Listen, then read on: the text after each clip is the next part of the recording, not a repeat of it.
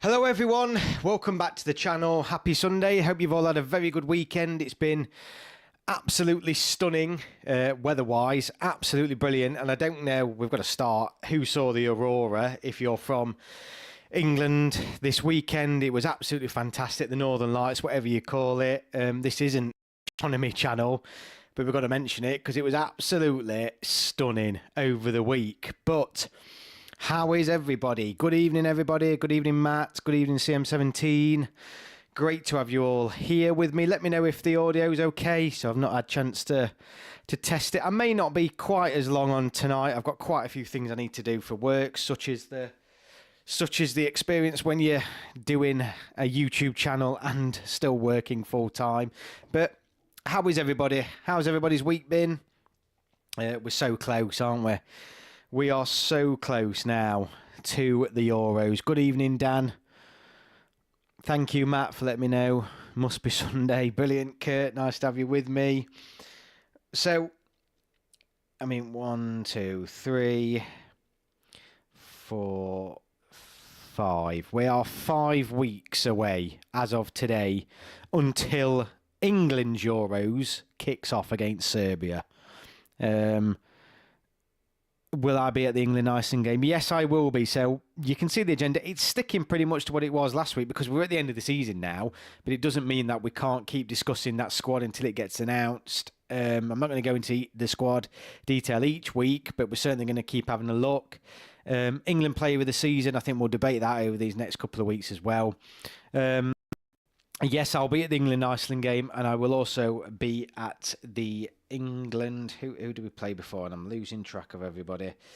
It's the England-Bosnia game, of course, at St James's Park. I'll be actually in Newcastle for quite a few nights beforehand. I'm going to make a bit of a few-day break of it, really. So those of you that are about in Newcastle, let me know.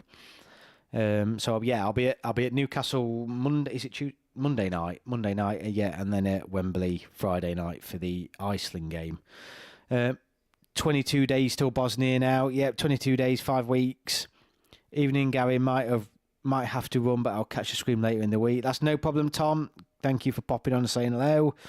I know 25 of the players I want in the squad. Yeah, I think we all do. We've been there. We've discussed it each week. Pretty secure. I will be dropping a video this week, and I've been thinking about this video for a while, and obviously I want you all to watch numerous videos, but I'm going to talk about 3 players in a video that I'm going to post this week that we haven't spoken about much on this channel. All I can say is you can assume that I'm looking at Crystal Palace at the minute, and 3 players in particular from there. But I want to leave that to the video because I want to hear your guys' comments from that video because I've got a lot to say on these 3 individuals. But I'll need to get it out quickly. And then I will also be dropping a preview video for the friendly matches, Bosnia and Iceland. Bonjour, Ricky. Nice to have you with us. I'll do my squad video after the Premier League finishes. Yeah, it's close now, isn't it? First off, Arsenal, Man City. Who's going to win the England Premier League? Probably going to be City, but I would like Arsenal to win it. I really would. It's we don't want it to become a Farmers League, do we? Is one of them Elise? He technically hasn't fully committed to France seniors yet. It may well be M0. He may be one of those names. So yes, yeah, I can see people putting on Matt's channel now about 3 Crystal Palace players. I will drop the video. There's a few things we need to talk about there because we haven't done. Watching from sunny Bournemouth. Oh, brilliant. Yeah, it's been a stunning weekend for anyone living in the UK. Well, it has been for me anyway in Derby. But Saturday night, that aurora, anyone who was up on Saturday night, or put it this way, if you weren't, you've probably missed once in a lifetime. It was absolutely stunning. So yeah, it's interesting. I'm coming on and not talking about football initially, but we're 5 weeks away. Now, I did also mention last week regarding war charts, because I love a war chart. We're 5 weeks away. I do usually wait for the paper because obviously you get one free in a paper. A paper's what, a couple of quid, £1 or whatever. I think it was a chap named Josh Phillips, don't know if he's here tonight, it dropped me a message showing me the war chart he picked up in the actual official UEFA Euro 2024 magazine, and it looked okay. And I wasn't too worried. I thought, you know what, I'll pick a good one out. But I'm quite picky when it comes to war charts, because I like my war charts to have the groups in. So once, you know, I like the scores by all means, but I like to be able to input where each team finished in the groups, because it's just better to look back on. And when I was shopping, I did find World Soccer magazine. And I wasn't shopping, actually. I was just in the shop picking up a pint of milk. But I did see the magazine, and World Soccer matched the best football magazine, it's called. And it is actually quite a good magazine, to be fair. It was expensive, though, and I did think, do I really want to pay £7 for a war chart? But I wasn't. I realised that once I'd bought the magazine. I'm glad I have. Because it's very good. It's got a full breakdown of all the teams, and it's quite interesting. It's quite a good read, actually, and quite a number. You know, I'll be reading that right up until the Euros, and probably over the Euros as well, because it's going to be a good guide. But I did get this war chart, and I'm very impressed with it. As you can see, here's the war chart. Now you can see here where I'm tapping my finger there. There's the space for the groups, and that's what I wanted, really. It doesn't quite have what you have in some of the newspapers, where on the back you then have all the guide to the stadiums and things like that. So I'll probably still pick up one from the newspapers as well. But I don't mind this. So if someone is after a war chart and a magazine to boot, with a guide to the teams at the tournament, it's a good one to pick up, but it is quite expensive, really. £7. I mean, for a magazine and a war chart, it is quite dear. But the magazine is good. You can tell a lot of research and writing and effort has gone into it. But I do like this war chart. I do like it. It's got the dates, the location of all the games as well. And like I said, it was just the table section where you can put played, win, drawn, lost, and goal difference and points. And it's just, I like when I look back at my war charts that I've written out, I just like to be able to see the full breakdown, because some of them will just have the scores for the group stage and then just straight onto the knockout rounds. And I didn't want that. And that's the risk I was running, waiting for a newspaper one to come out, because the newspaper ones may be smaller. And sometimes they are, so they don't often have the group stages in. But yeah, anyway, just a bit of a divergence. But for those of you that do like a war chart, that is one I would recommend with a good magazine. And like I said, I'll probably be using that magazine, or I probably will use that magazine throughout the tournament. I think it's going to be really useful for me to even just help with my research for any certain teams. So yeah, really worth picking up. I really recommend it. What have we got then? It's brilliant weather in Bristol. Brilliant. When Saturday comes, usually do great war charts. Yeah, there'll be some good ones. I got the war chart from the 442, and there's a guide to the Euros with a page dedicated with information for each nation. Brilliant. That's exactly the same for this one. So it sounds like there's quite a few out there, but they are worth picking up. And I know it's sometimes a little bit annoying looking at the squads they've included, because we don't know the squads at the minute, but they are quite good magazines, with some details of each of the teams, and particularly about the history and the managers and some of the key performances they've had over the past 12 months. They are useful to pick up, and for those that just like something in the house over the tournament to have to hand, it is nice to have the magazine to go along with the war chart. So you might think £7, well worth it. But I know a lot of you think, why bother? Just wait for the free ones in the paper, but I think I'll get both. Looks amazing. The World Cup 2026 war chart must be massive. Yeah, well, this is the problem. I'm already fearing it. There's no way it'll have to be like wallpaper. It'll be that big to be able to fit the groups on, or it's just none of them are going to have the groups on. I think it might have to be an Amazon jobby or something like that. My war chart from the last Euros was from Match of the Day magazine. Yep, I'll put the war chart up over my wedding photo if France knock us out again. Yeah, brilliant. I'm going to put this up. Well, the thing is, I usually have one of these downstairs in my kitchen. I've got a door, like a pantry door, and it's quite a big door. They always fit quite nicely on there, because my partner likes filling these out as well.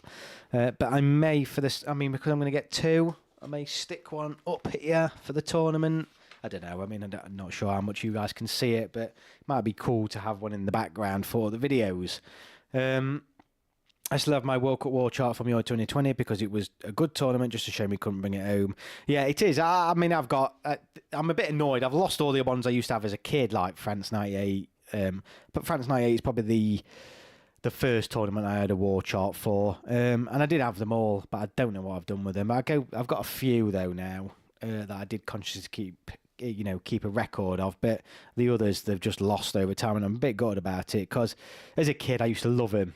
Sticking one up on my wall in my bedroom, writing all the scores in after they've been on, coming home from school, watching the games, trying to figure out who we would get. Looking at when the first England game is and my nerves building, seeing the date and the time, particularly when the tournament started. It's just all a part of soaking in tournament football. I absolutely loved it. A war chart is almost like an advent calendar for Christmas maybe, or whatever. It's just such a huge part of just really getting into the tournament. It's up in your house, you're all filling out, you're having a look, planning your days around what you want to watch because all the dates and the times are on there. It's just quintessential tournament football, having a good old war chart pinned to your wall. And I don't know who's in the chat. Let me know if this is, and I've genuinely no idea, is this just an English thing? Do other nations, do other countries traditionally have war charts? So if anybody's not from the UK in the chat, please let me know. Do you guys get war charts in your newspapers, magazines or whatever? Or is it a very English thing? I genuinely don't know. And that might be me sounding incredibly ignorant. I would assume they're everywhere, but I don't think I've ever seen a foreign person talk about a war chart. So I don't know. I don't know if it's just an England thing. So Darius, yes, England knocked out by Iceland with the managerial option was terrible. Jack Robinson, good evening, mate. Thank you for joining me. The closest I've come to finishing a war chart was the last Euros because I always lose interest once England go out. I'll laminate the bloody thing if we actually earn it. Oh, you've got to record them, Kurt. I'll be honest with you, they do lose their appeal once England go out, but it is still they're just so cool. The better once you find him 5-10 years later and you think, oh God, and you remember filling it out, and just fill it out. Just stick with it and fill them out because they are good to have. And trust me, if you've got kids will love them. If you've never bought your kid one, get them because trust me, they're such a good part of a whole tournament.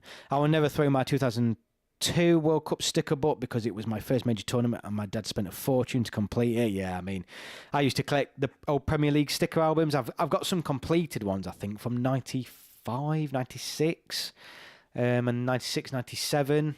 So I used to go mad, and I remember I used to have a big Quality Street tin I used to take into the playground, and everyone would have like stacks of stickers. There was such a big thing when I was a kid, and they were expensive, but not compared to what they are now. They were expensive to complete, but now they're just ridiculous. But yeah, the sticker albums as well. I used to love them, but I don't bother with the sticker albums now just because they are just such a rip off. And they bring them out so early. The squads that are in them are just so irrelevant to who actually ends up going. So yeah, they're a bit.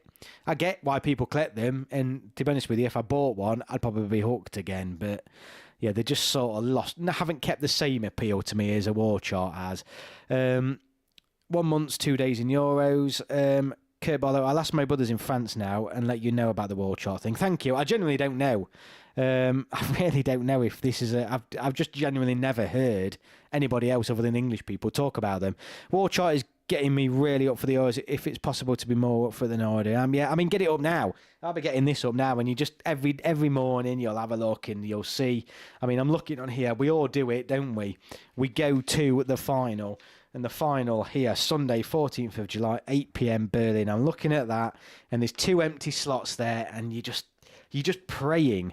You're writing England's name in there, but it's so good just to keep a track of. Whichever side of the draw England comes in, then you can start to look at who we could play in the quarters or the semis. Yeah, and they're just so good. Although I will say, because of this third place nonsense, it says winner of Group B, last 16, winner of Group B, third group A, D, E, F. So I'll be honest with you, you're probably going to have to go online and figure out who goes actually where anyway, because it is, the third places are going to be a little bit complicated, I think. But yeah, it's so cool. I love it. I absolutely love it. I love the smell of sticker albums. Now I'm with you there. Absolutely. Josh, evening. Glad you're able to join us. So yeah. Let's what should we talk about first and foremost? Should we talk about the tournament? Should we talk about the squad? In fact, let's very quickly, for those that are joining us new here, because I'm not going to have this up long at all, but we are going to be referring back to the squad we have prepared. So if you weren't here last week or you haven't had chance to look at the video back from last week, here's our squad that we picked for the Euros. Yeah, this is what we've come up with. And this is, I'll be honest with you, probably not one single person in this whole chat will agree with it 100%, but it's a compromised squad, a compromised 26-man squad, because it's been picked by the chat. There'll be players in there that people are absolutely screaming at me for, but I try to come to some sort of compromise. It wouldn't be my 26-man squad. Don't get me wrong, it's very close, but if I was picking my personal 26-man squad, I probably would have it slightly different. Only you're talking one or two players here or there, but this is what we came up with, and I think it's a good squad. Very, very good squad. I wouldn't moan if Southgate took that. Whether he does or not, though, I know there'll be some players in there. I mean, Eric Dyer, for one, is one that everyone will be looking at me thinking what the hell was going off. But, you know, he was flying with Bayern Munich in the semi-final, easily their best defender. He can play in that holding midfielder where we took Gallagher out because he was horrendous for England.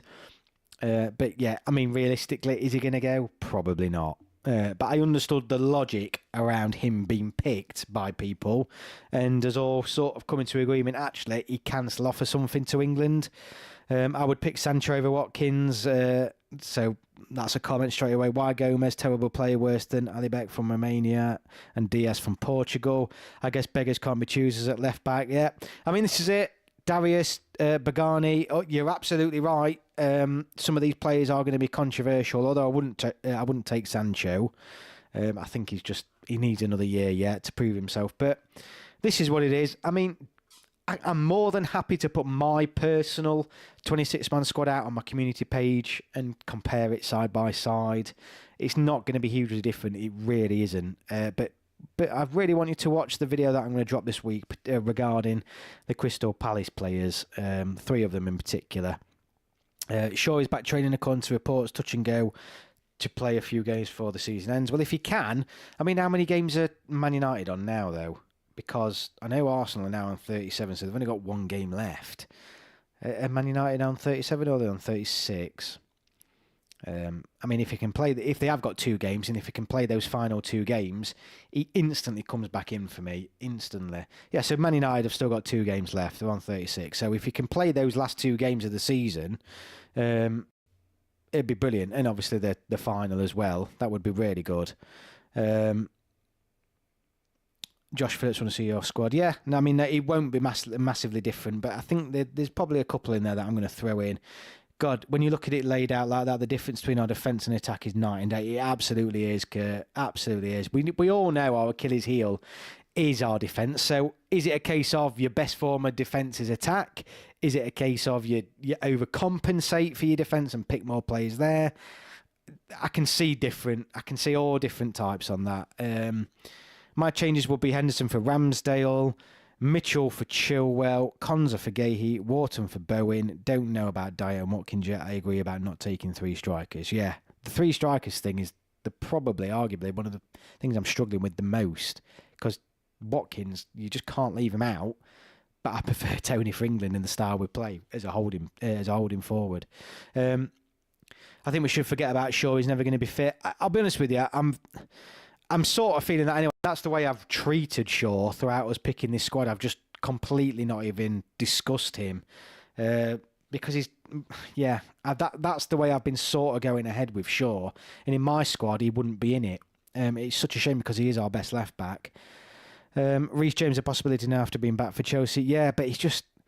I mean, I know a tournament's only a maximum of 8 games or whatever it is. He just can't. He can't stay fit for more than 2. So is he a waste of space?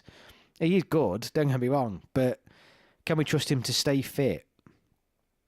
I had Shaw in until his injury extended. Knowing his luck, he will probably get injured in the cup final. Apart from Shaw, we are so lacking at left back. Absolutely. I think we should go full on Brazil from the 70s and play 11 attacking the players. Don't even take a goalie. Okay, honestly, that comment though, if you meet the layman in the pub, a lot of people will literally be wanting us to play every attacking player, not even literally that is some people's perspective. Not maybe that extreme in terms of no defenders, but they literally just want, they don't want two holding midfielders, they just want all the attacking players, as many attacking players as we can get on the pitch as possible. And I get that because that's where that's where a lot of our best players are, but it just won't work. I think Gareth Southgate has got it right. Maddison was horrible in Spurs, but I hope he will be good in England team. Well, I probably will say Maddison will be a player, if I was picking my squad, who wouldn't be going. I would not pick him. First half of the season, absolutely. Second half, I think there's better players than him now.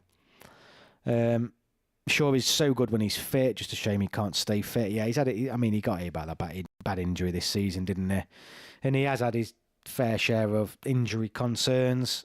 But he was pretty much consistently England's left back for a number of years, wasn't he? So he hasn't been too unlucky, but when he seems to get injuries, he seems to get bad ones, doesn't he? Never revealed my team on here. It's Bournemouth. I saw Tony play live yesterday and it was dreadful. Nowhere near what I've seen from him before. Well, this is the thing, and this is what we don't know. I've said it on this channel before. We don't know what these players are like in the dressing room. We don't know what they're like just in training. We don't know what they're like with Gareth Southgate. We don't know what they're saying about the team. And this is what Southgate will be slated on, because to be players, he will obviously also... We're picking purely on footballing terms, and you could argue that's what you should pick on, but I don't agree with that. You've got to build a squad. There could be a whole host of reasons, and there should be a whole host of reasons and criteria that Gareth Southgate is picking his squad around. So that is something we will never know. We don't know what these players are like in training or whatever. And it will influence the final squad for Gareth Southgate. So I am still expecting surprises no matter what we come up with. I don't think we're far off with that squad, though, that I had up. I think, again, I've said it before, keep saying it, 90% of the squad is there. It's that final 10% that people are all going to have 2, 3, 4, maybe 4 different players in different positions. Solanke should play for England. I don't think he's going to go. You probably don't need Maddison when you've got Bellingham, Foden, Palmer, who can all... Yeah, and Maddison, he hasn't been on the best form over recent months. Probably the past couple of months, you would argue. It's a disgrace that Solanke gets ignored. I agree. I think in any other time, though, and almost in any other position, he wouldn't be, but we're just so stacked, aren't we? It's just outrageous how stacked we are in that position.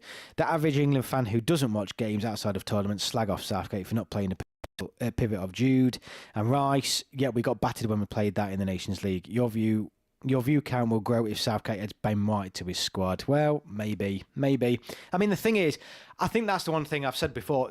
Gareth Southgate's people's perception that Gareth Southgate is a defensive coach. Anybody who says that, I'll just say go back and watch the World Cup, the last World Cup. England were not defensive at all. We played attacking, free-flowing, exciting football. With the exception of the US game, England were brilliant going forward, absolutely brilliant, and it was a perfect balance. I would argue even against France, I've said it numerous times on this channel, I thought we were a better team than France on the night, and I think with a slightly different ref, making some pretty poor decisions, and the same game, even the exact same game replayed, I think we win that game again. I really do. I think we were a good team that night. We scored the most goals per game at the World Cup. Exactly my point. Ben White is a total egomaniac and doesn't deserve to play for England ever again. I've made my thoughts on Ben White in a short, and I know there's more context to it that we don't know of. I just think refusing to play for your country is just... I don't know what would stop me from playing for England. I really don't. And it certainly wouldn't be an argument with a coach or a manager. It's just outrageous. So, Kurt, I couldn't agree with you more. England did very well against France in the last World Cup, but Shane Kane missed the penalty. Yeah, you're talking about penalties. But I do think, the fact that England do not play defensive football. They didn't play defensive football at the World Cup. So it's a really bizarre stereotype of Gareth Southgate. And no, it's because he plays the two holding midfielders. But England just were anything but defensive at the last World Cup. And I find that is quite bizarre that does get missed by a lot of people. Colin, he should have given more opportunities to other players at left back. Yeah, no, I agree. This injury for Luke Shaw has been around for a while.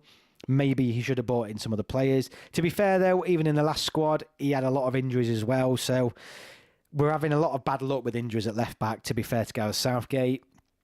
Wouldn't be taking White, turned his back on the team. Beckham would play with a leg sawn off. Yeah, 100%. 100% he would. And I think that's the point. Some players in this squad would play with one leg. You've had literally players like Eric Dyer, Anthony Gordon coming out over the past month saying, please pick me for the squad. You know, I want to go. I really want to go. And that is what the stick in the neck on the line. They're opening themselves up for embarrassment and humiliation because they're literally saying, please pick me. I want to go in the squad. They're putting their egos aside. And then there's Ben White saying, don't pick me. So it's disgrace. Completely agree with you.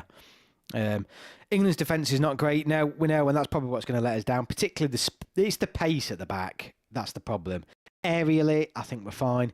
It's the legs at the back. It was shown up against Brazil and it's shown up against Belgium. The problem is because England now like to have the ball, and we do have the ball. We had more of the possession against France even when they knocked us out. We had more of the ball. But the problem is when we have more of the ball, if you've seen how England play, we like to play a high line. Harry Maguire, John Stones will almost have the ball in central midfield. And because we're seeing a lot of the ball and we're playing so high, we're easily caught in behind, and that's exactly what happened against Brazil, and that's exactly what happened against Belgium. So it's a difficult problem for Gareth Southgate to resolve, because you might just say, well, play a bit deeper when we've got the ball, but it's not the way we play from a creative perspective. And going forward, it worked well at the World Cup, but it just meant when it mattered, we were a little bit short at the back. Where has John Stones been recently consistent on the Man City bench? Is he totally fit? I don't know if he's 100% fit. He seems to have been in and out. You're absolutely right, Thomas. I mean, it doesn't matter anyway. It's a case of if him and Maguire have only got one leg, they're going. They're going. I hope he picks Branthwaite. I really hope he picks Branthwaite because I think he's been a really good player this season for England. Yeah, but the average person doesn't watch England regularly. Still have people calling Southgate defensive, saying he still plays a back five, yet he hasn't played them in about 2 years. Absolutely, nobody was complaining about Gareth's double pivot going into a Euro final. No. Walker has pace. Yeah, he does, but that's it. That is literally it. And he's at right back, not centre back. But we are reliant on Kyle Walker. England fans say our defence is terrible and they want to play with Bellingham as a holding midfielder. Protecting the defence doesn't add up. Bellingham's got to play in that number 10 role, hasn't he? He's got to. Anybody know how severe Maguire's injury is? I've no idea. Has he gone? Was he injured today? Still start Mainu, Garrett. Absolutely, Colin. I start Mainu. 100%. 100%. Saka as well. Right, I've not seen the Man U Arsenal game. A player's gone off injured. And this is the problem. I've been saying this for a few weeks. We are now at a point. One even minor injury with only 5 weeks to go is going to put us right up against it. Right. Oh, yeah, because... yeah, so Saka went off on 82 minutes by the look of it. And yeah, Harry Maguire's he's not been playing, has he? Johnny Evans has been at the back. Well, let's hope he's all right. Did he walk off? Clive Woodward has more respect for the squad players he didn't pick for the Rugby World Cup in 2003 because of their incredible attitude and how they helped the starters get prepared, unlike Ben White. Yeah, you've got to pick those players that are going to be good in the squad, and that's arguably where Jordan Henderson came in our midfield, because we had a midfield of Bellingham, Rice, Trent, Maddison, Mainu, Henderson, Palmer and Dyer. The reason why Dyer and Henderson came in is because outside of them, I think none of those midfielders had more than 20 caps for England in central midfield. So you just need that experience. Tyreek Mitchell and Rico Lewis are left backs. Is that the best available? Maybe. Rico Lewis is someone who keeps coming up time and time again. I do think it is probably a little bit early for him, but I don't know. Maguire should recover soon. Also, Kane wasn't in the squad for Bayern today. Well, there's no problem with that. I think Kane will be fine. I'm 90% sure there will be Spain versus England in the final. I really hope so. I take that now. 100% take that now. Sad news, Saka might miss England's squad because of injury. I don't mind that though, Darius. I don't mind if he misses those friendlies, as long as he's fit for the start of the Euros. Saka didn't look too bad, but who knows? Yeah, that's the problem. Part of me hopes Southgate plays the under-21s in the last 2 warm-up games, and so are paranoid about Amsterdam. Yeah, I mean, we should be all right. Southgate, historically leading up into tournaments in those friendlies, will usually play his strongest squad. So, I don't know. I think he'll play the strongest squad he's got available to him, really. My final as of now is Spain versus England. Darius coming in with Germany versus England. Honestly, the injury crisis for our defence, as well as our lack of experience for our defence, will be our ultimate downfall. I hope not, Leo, but you've got a point. I mean, we're looking at it. Harry Maguire's not been playing. John Stones has been a bit in and out. Shaw's obviously not fit. Walker and Trippier have only just been coming back. It's not looking great, but let's not panic. There are other defenders. We're just going to have to be brave. Just going to have to be brave and pick defenders on form, whether they've got experience or not. It's as simple as that. Like Branthwaite. Kane is okay. The Bundesliga is all over for Bayern, so Tuchel just gave him a rest. Do you think Potter is holding out for the England job? Possibly. It's an odd one, isn't it? I mean, Gareth Southgate, this is the other thing. Could we be looking at Gareth Southgate's last couple of months in charge of England? It's probably something on the next live stream I'll make a bigger point about, but maybe. It just seems odd. Graham Potter has been out of work for so long. He seems to be holding out for something. I don't know. Obviously, there was the talk a few months back about Gareth Southgate staying on. Personally, I think if Gareth Southgate doesn't win the tournament, he should leave. That would be my answer, even though I'd love Gareth Southgate. I think he's given me by far the best moments as an England fan in my lifetime. I absolutely love him, and I think he's brilliant at the job. You just look at that squad, and you might sympathise him with the defence, but you look at that squad and you think it's now or never, Gareth. It's now or never. He's had four, whatever he's had, enough cracks at tournaments, 3, isn't it? Probably 4 or 5 if you include the Nations Leagues. He's had enough of a crack to win a trophy. He's got to go, hasn't it? Particularly if it's another big team that knocks us out, a team in the top 10, I mean. He's then not, he can't do it against the big guys, so it would have to go for me. Luckily, our wing depth is probably the best in international football, even though Saka is a starter. If he's injured, his backup is... Yeah, I mean, that's the thing, isn't it? If Saka is injured, although Saka, particularly for goals, is so important for England, if he's out injured, he is replaceable because of the depth we've got in that area. So I'm not going to sit here sweating about Saka. I will sweat buckets about Harry Kane being injured, though, because the gap between him and our next best striker is immense. Absolutely immense. Expect a stronger 11 for the Iceland game. It is less sooner after the Champions League final. I mean, but who's going to be in the Champions League final from an England perspective? Obviously, Jude Bellingham. And, well, Sancho, but he's not going to go. So, I don't know. It's not really a problem for England now with those 2 finalists. Southgate to Man United, who knows? Same against Bosnia Herzegovina for stronger 11. I love Southgate, but he's now or never. Absolutely for me. Defence is our weak area, but who can name a tournament-winning team with 11 perfect plays in every position? Yeah, it's not perfect, but we're still the best team in the tournament, in my opinion. I agree, but I can't think of a... Can I?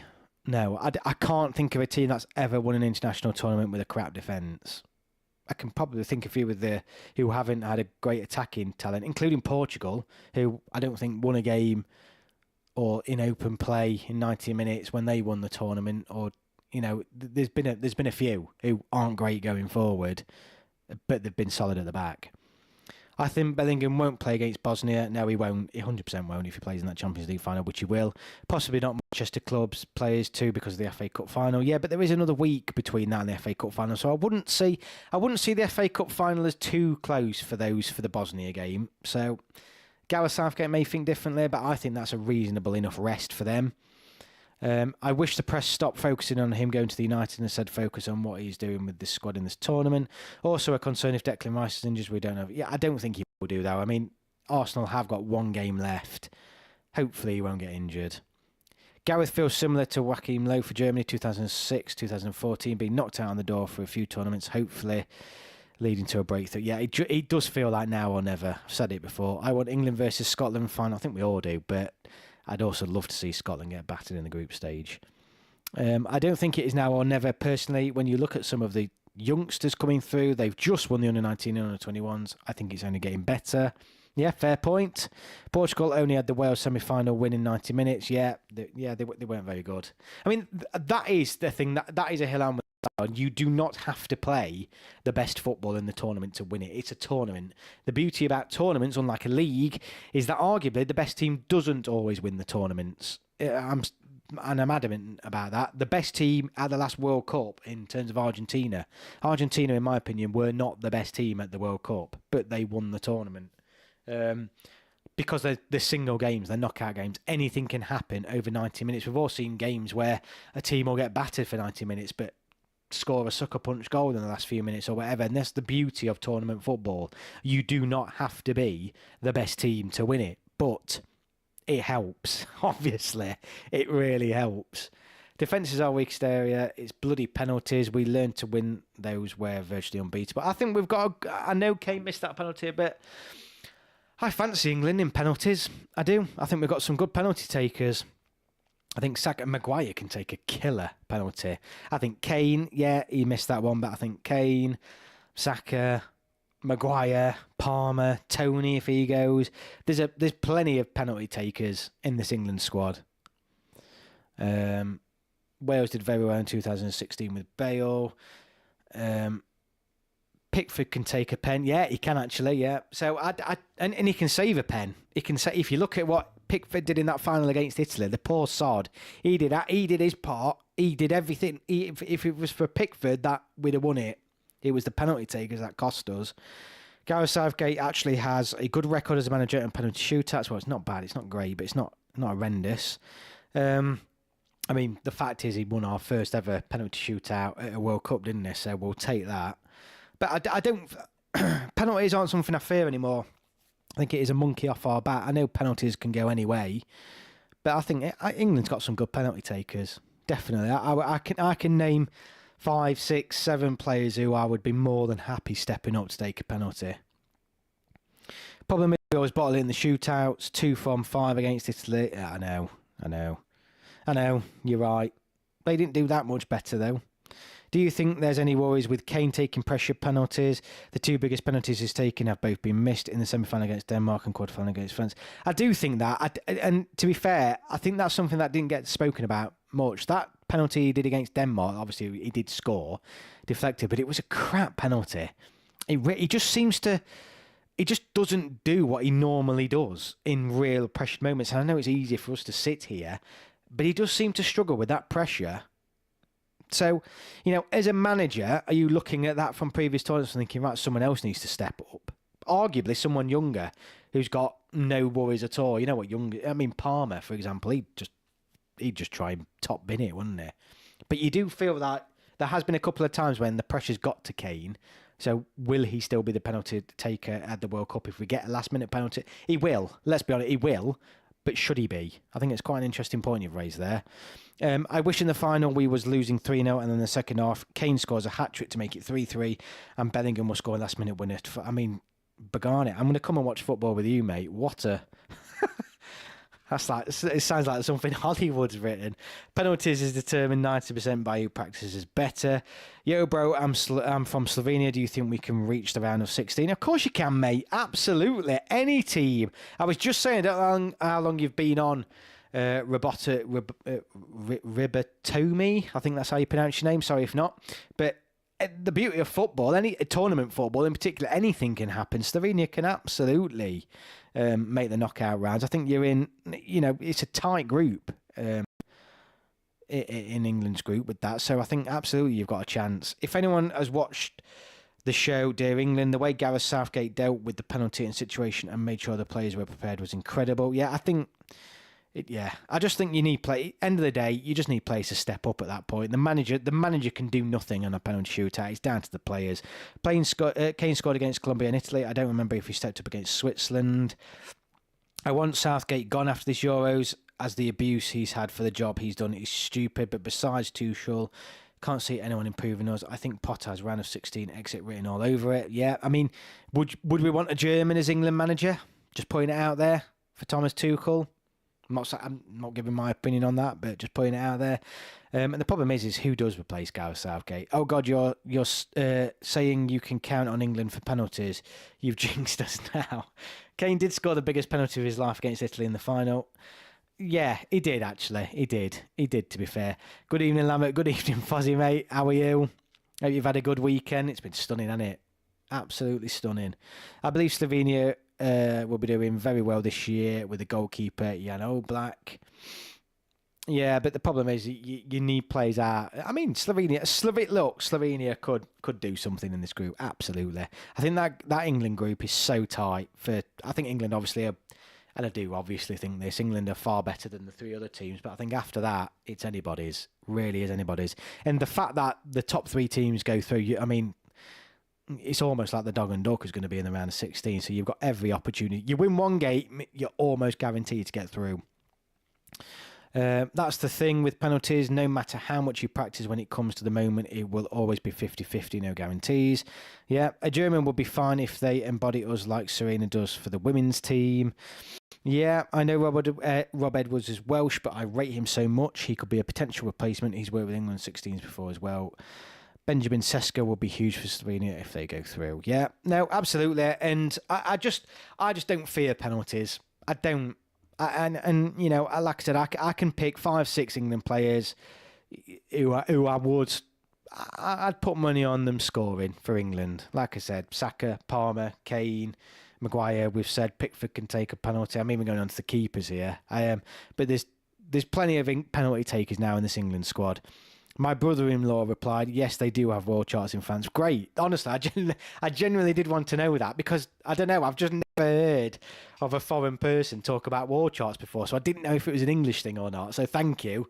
That's really interesting to know. I think Denmark might flop again if the Danish coach Kasper Højlund gets sacked if they finish fourth or third. I think Denmark, I don't fear Denmark. I think the other two teams, Serbia and Denmark aren't going to be not the team they were. That's what I'm trying to say. They're not the team they were. Southgate has won 2 out of 3 penalty shootouts, won against Colombia and Switzerland, but lost to Italy. I think we have enough good penalty takers that we don't need to take Tony to the Euros. Yeah, maybe. And what's everyone's opinion on just to take a penalty? Because he did do that, didn't he? With Marcus Rashford and things, and obviously he went and missed. It's quite common practice now in football that managers do that. Is it something you agree with? Should it be the players on the pitch? Are they mentally and physically prepared? And no, they're only stepping up to take one kick, but I don't know. I just think it makes it a little bit more difficult if you've been sat on the bench and then you're asked to step up and take a kick. Personally, clutching at straws of we are talking about us taking penalties to win a knockout game, the pressure the players feel from the general public. Yeah, no, absolutely. And that's the thing. We can never put ourselves in that position, can we? And I know we've mentioned about Harry Kane missing 2 penalties in the past. The Denmark one, even though we did go and score, and obviously the France one. It's very difficult to put yourselves in that position. Although, I will say this, missing the target completely, immense pressure or not, is unforgivable. The Denmark one, fine. At least make the keeper make a save, even if it's a crap penalty. I'm not talking about, a chip or Panenka or whatever. I'm talking about a proper hit. If the goalkeeper saves it, if it's not right in the corner, fine. Missing a target completely as a professional footballer, I'm sorry, I don't buy that. I would rather have someone come on late than have at least one that doesn't want to take. Walker doesn't want to take, for example. Yeah, I mean, that's it. You've got to have some. I mean, that's for me. If I was the manager, and I wasn't sure. I've heard contradictions here in terms of it was Southgate picking the players rather than the players picking themselves. But I just think when you get to penalty shootouts, just set right who's taking one. The players have to put themselves forward, and you would expect for the team that's on the pitch, you would get 5 that put their hand up. Well, that's what I would want anyway. But whether that happened at the Euros, I'm not sure it did. I do feel like Southgate did have to push people to take them because there was some pressure on them. Agreed, Gaz, with hitting the target. Yeah, no, absolutely. It's just, I'm sorry. Even if it's crap, like I'm saying, just at least make the keeper make a save. Getting to a stage through where Kane seems so cursed. If he got injured, we'd probably win the Euros.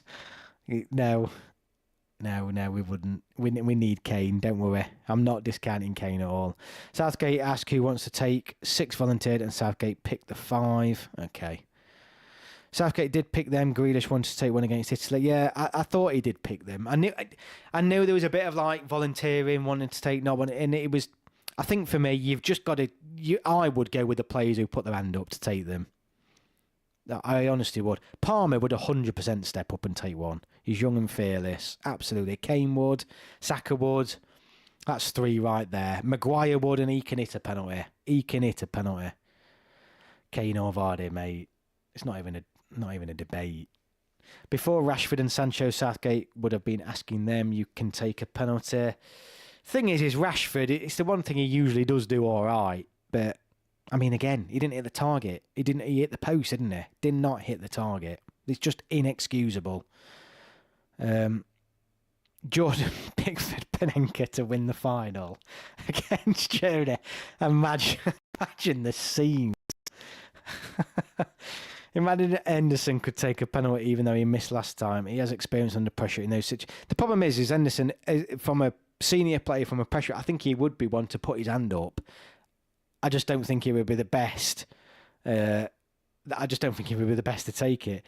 I totally agree with you, Gary. If Kane got injured, that's it for me. He's without question our most important. Yeah, he is. I genuinely mean that. I know people say Stones is the same or Pickford's the same.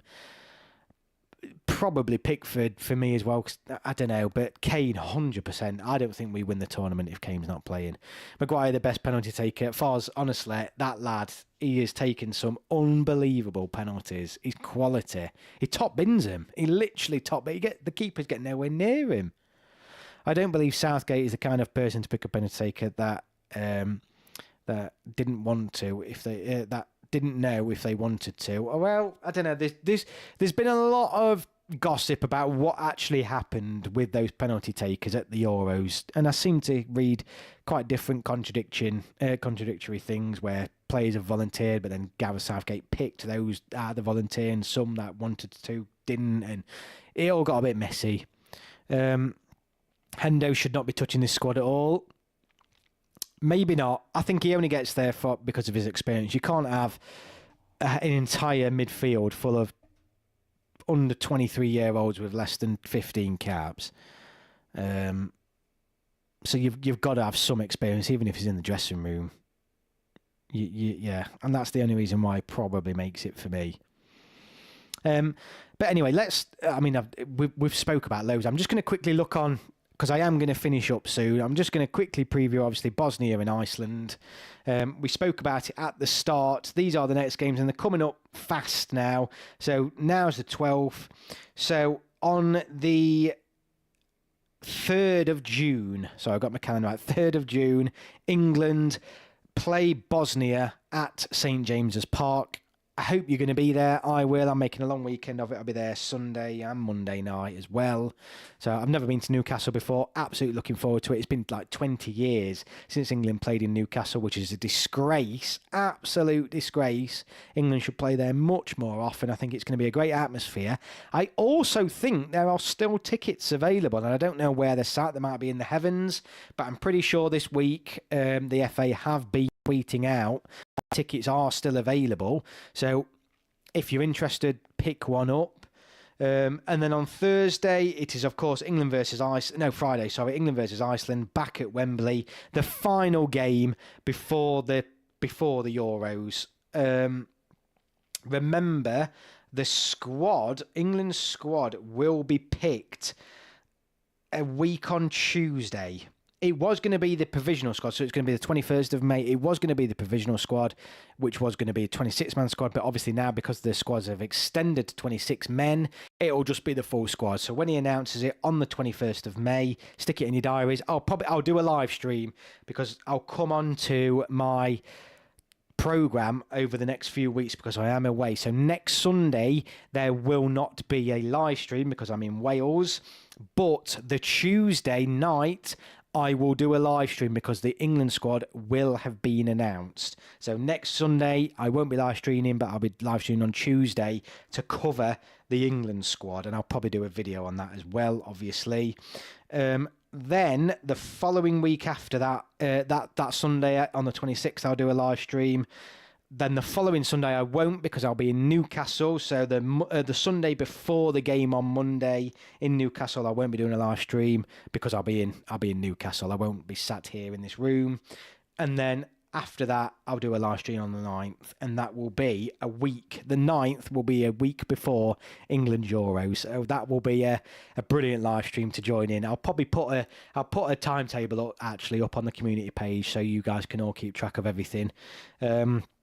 Because, yeah, I've got a few things planned. And there'll be videos dropping now. I'm going to be dropping a preview video for the England-Bosnia game and the Iceland game as well. I'll do a video on those Crystal Palace players and on the provisional, on the squad that gets announced. So there's a lot coming up mixed in with those live streams. Looking back on the chat, I won't be going. How are the England lads? I won't be going. Unfortunately, Newcastle's a long way down. Yeah, very long way. I know a lot of people are flying up. Actually, I got tickets for the Iceland game for about £40. Not the best view though. You'll be fine, mate. It's all about just being there, soaking the atmosphere. Imagine if we lost 2-1 to Iceland again. Oh my God. Well, we have played them twice since then, and we've beat them comfortably. So I expect nothing but the same again. Unlike England to announce their squads not on a Thursday. Yeah, well, that's what's in the diary at the minute. I'm pretty sure it's going to be that Tuesday. And I think it's because, unless it's changed now because of the 26th man, but it was supposed to be a provisional squad announced, and the full squad will be announced later. So whether he still sticks with that Tuesday or not, who knows? But that's what I'm sticking with at the moment until I hear otherwise. Henderson was one of the best players last World Cup, to be fair. He isn't at his prime, but he's great and provides good cover for Rice. In the Nations League under Southgate, England won home and away against Iceland. Yeah, that was it. I knew we'd played them, and I think maybe twice. Then, yeah, I knew we'd played them. Since. Same against Denmark. Yeah, so it's just creeping up now. So there's going to be content pushing out. And yeah, I think the main ones for me. So next Sunday I won't be there. I'll do a live stream sometime in the week. At the minute, I'm aiming for that Tuesday because that is when the 21st, that is when the provisional squad is supposed to be announced. But if not, I'll hang fire and do a live stream whenever that squad is announced. But we'll stick with the 21st. And then, yeah, the next main live stream will be the 9th, the week before the tournament. CM17, thank you, Gary. I'm out the thick of my GCSEs, but this really helps the stress. Thank you. Oh, brilliant, mate. No problem. And good luck with the GCSEs. I know they've started. Whatever you've got tomorrow or this week, all the best with that. Hope these videos just take your mind off it for a few moments at the very least. So yeah, I mean, I am going to say bon voyage tonight. I know it's only been 50 odd minutes. We usually just run over an hour, so it's not hugely short, but I myself have work to do, I'm afraid. Cheers, mate. I hate Shakespeare. Yeah, well, I'm with you there, mate. England have the most Sigma squad in Europe. Thank you for another stream, Gary. Enjoy your time in Wales. Thank you very much. Yeah, all the best, everybody. Whatever you've got planned, if you're doing your GCSEs, best of luck for those that are doing that. If you're going up to the game as well, I hope to see you there. And if not, the next time I will see you will be on my Crystal Palace 3-person squad video, which I will drop this week, whatever it is, over the next 5 days. And the next time I'll see you is once the squad is announced. So that will be so exciting. I cannot wait. England should do a tour of the Pacific, Tonga, Fiji, and Solomon. Yeah, I'd love tickets for that. Thanks, good luck. Nice one, Gary. Good stream as always, Gary. Cheers, Gary. Brilliant, no problem. Thank you all so much. I hope you all have a fantastic week, whatever you've got planned. Come on, England, pick up your war charts. Drop me a tweet or whatever. I cannot wait. Hope you all have a great evening and the end to your week. So thank you all so much for joining, and I will see you all